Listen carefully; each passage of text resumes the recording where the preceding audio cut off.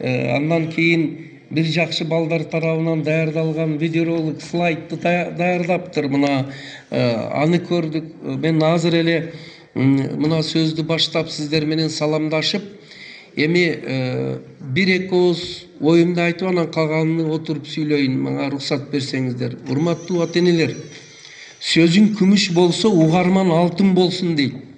Кыргыз этнопедагогикасында.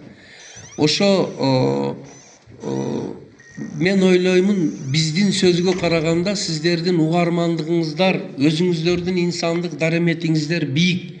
Биз эгер мен мисалы үчүн анча-мынча ойду айтсам, эми Бишкектен, ал жагы Баткен, Лейлектен, чек арадан келип, мен эмнедир бир нерсени сиздерге үйрөтүп коймокчу эмесмин. Тескерисинче силерден биз үйрөнсөк болот.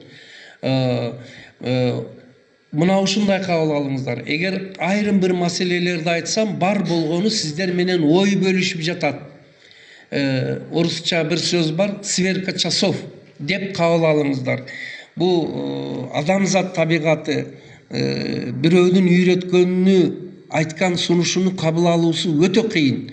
Каттык тиет. Ошол үчүн мен анча-мынча сөздү, ойду, пикирди айтсам, жанагыдай агай ой бөлүшүп атат деп кабыл алыңыздар. Бир, экинчиси, урматтуулар, бир аз кабакты ачып, күлүп, тойдо отурабыз го, кафеде, ресторанда. Аябай кашка жоргого бийлеп, бир күлүп кол чабып коелучу айланайын деп. Мына ушундай. Эми мен 1,5 километр, 2,000 километрдан келсем, анан силер мындай качан бүтөт экенсиң, кажады ушу чогулуштарда көбөйдү деп тиктеп отурсаңыздар, у меня аппетит говорит потеряется. Сүйлөгүм келбейт мен. Анан мен, урматтуулар, мына кайтадан айтам.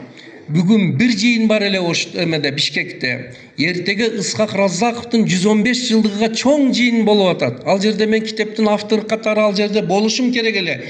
Бирок мына ушул сиздердин райондун жетекчилиги колдоп, акимият, андан кийин соц тармак боюнча бир кызыңыздар бар экен. Ким? Назгүлбү, сизби?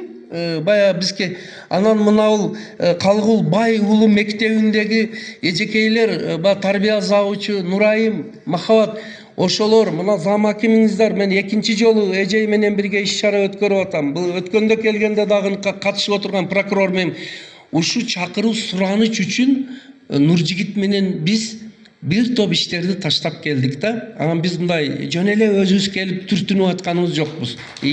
Ошондой мындай күлүп жайнап, кол чабып, ата мен мындай сүйлөп агыз залды карасам, кээ бирөөлөр ушундай жөн эле губернатордой отурасыңар го, сүрдү мынтип, кана көрөйүнчү сүйлөгөнүңдү деп. Мен сүрдөп кетип атам, айланып кетендер, мен жөнөкөй эле бир мугалиммин. Ортодон төмөнкү бир катардагы айылдагы сиздердей эле бала багып, айылда турмуш тирикчилик кылып жүргөн мугалиммин. Ошол үчүн бир кичине колдоп, күлүп жайнап, ачык маңай менен уксаңыздар жакшы болот. Өзү свет дагы кичине тусклый экен, боз экен. Ого кошумча силер кабагыңарды салып алсаңар, качып кетишке туура келет бул жактан. Ушундай бир күлүп жайнап отуралы, урматтуулар. Бул экинчи, үчүнчүсү көп ушундай жыйынга катышканда, чыкканда, эмне болду, эмне жөнүндө сөз болду? Баягы эле балаңды тарбияла дейт. Мугалимдер эмне кылат биз тарбияласак? Айлык алып атпайбы? Жетекчилер эмне кылып атат? Тажатты ушу деп туруп кетет. Урматтуулар, бул жерге келгендеги адамдардын ниетиге жараша. Эгер ушу баламдарым жакшы өнүп өссүн, Кудай чатак жамандыктан сактасын, алайын деп келген адам бир нерсени алат. Анан тыржыйып, жактырбай, кыртышы сүйбөй келген адам эчтеке албайт, урматтуулар. Мен ойлоймун, сиздер бир алайын деп келген адамсыздар барыңыздар. Биз дагы сиздер менен бирге алалы, ой бөлүшөлү, ушу бүгүн жакшына бир ачык маңай менен отуралы. Рахмат сиздерге. Эми уруксат берсеңиздер, мен мындай отуруп эле сүйлөсөм, мени туура түшүнүңүздөр. Ден соолук.